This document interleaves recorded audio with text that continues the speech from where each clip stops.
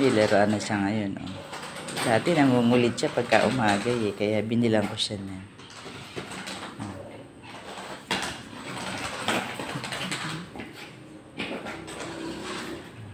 Nakuha niya.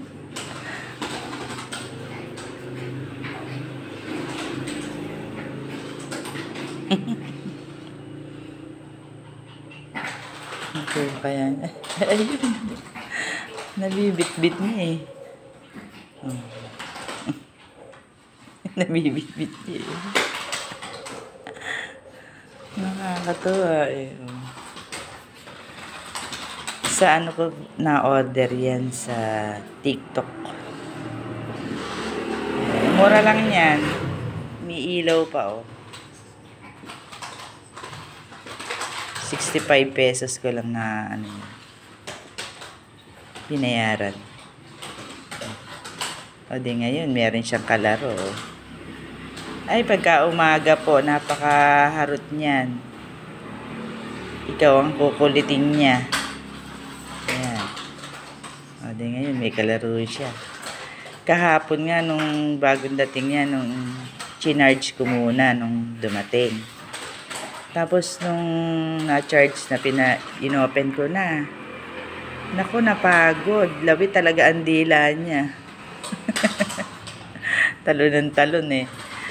Ayan. Oh. Ngayon, nahuhuli na niya. Kahapon, hindi niya mahuli eh. Oh. Nakikita eh. Kagat-kagat niya yung dulo eh. Oh.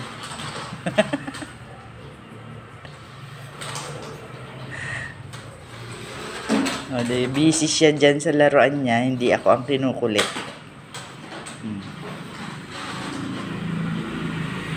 Bili na kayo guys para sa mga aso nyo, no? Para na nakakatuwa. Napagod na, o. Ayan, lawit na dila.